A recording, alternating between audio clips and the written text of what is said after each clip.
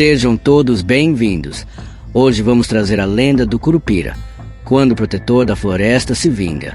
Há muito tempo, no coração da Amazônia, onde o verde da floresta nunca se apaga e os rios parecem murmurar segredos antigos, uma lenda sombria era contada entre os moradores das aldeias isoladas.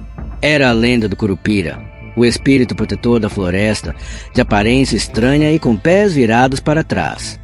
Ele era o guardião implacável da natureza, e os caçadores que ousavam adentrar sua terra sentiam sua vingança de formas misteriosas e terríveis.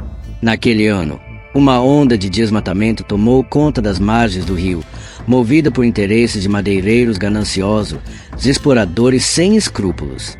Eles cortavam árvores sem parar, ignorando os alertas dos mais velhos, que falavam com temor do Curupira. Entre eles estava um homem chamado Joaquim, um madeireiro arrogante que não acreditava em mitos ou superstições. Uma noite, enquanto ele e seus homens acampavam à beira da floresta, uma névoa densa desceu sobre o acampamento e o silêncio tomou conta de tudo. Nem mesmo os sons dos animais eram ouvidos. Joaquim estava longe de imaginar que, naquele momento, o Curupira já observava, seus olhos flamejantes brilhando entre as árvores. Vamos cortar mais árvores amanhã. Quanto mais madeira, mais dinheiro, disse Joaquim, com um sorriso satisfeito. Mas à medida que a noite avançava, algo estranho começou a acontecer. Os homens de Joaquim, um a um, começaram a desaparecer. Não havia gritos, nem rastros, apenas uma sensação crescente de desconforto, como se algo os estivesse observando de perto. Joaquim, cético como sempre, decidiu seguir em frente. Ele se embrenhou na floresta, determinado a encontrar respostas. Foi então que ele ouviu os primeiros passos, pesados, como se algo ou alguém estivesse seguindo. Joaquim virou-se, mas não viu nada, apenas sombras que pareciam se mover à sua volta. O medo começou a lhe apertar o peito, mas ele se forçou a continuar. Foi quando ele ouviu um som que jamais esqueceria. Uma risada estridente, como se a própria floresta estivesse zombando dele. Você se atreveu a desrespeitar a minha terra, Joaquim? A voz era grave e ecoava entre as árvores. De repente, o Curupira apareceu diante dele. Pequeno, com cabelos vermelhos flamejantes e olhos que queimavam como brasas. Mas o mais perturbador eram os pés virados para trás, que pareciam se mover contra a lógica de qualquer ser humano. Eu sou o Curupira, o protetor da floresta, e vi o mal que você fez. Agora você pagará, disse ele, com um sorriso selvagem. Joaquim tentou fugir, mas seus pés não respondiam.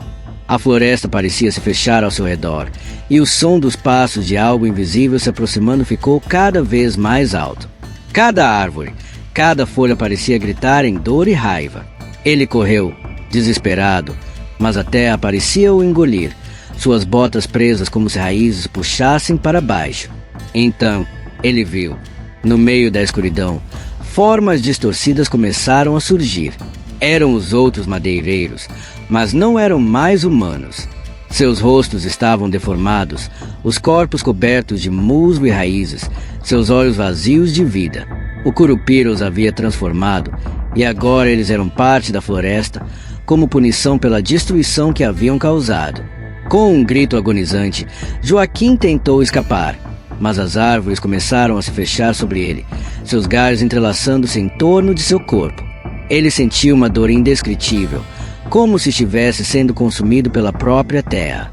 Na manhã seguinte, a floresta estava em silêncio, o acampamento vazio. Apenas marcas de pés virados para trás, que levavam a um lugar desconhecido, onde ninguém mais ousaria entrar.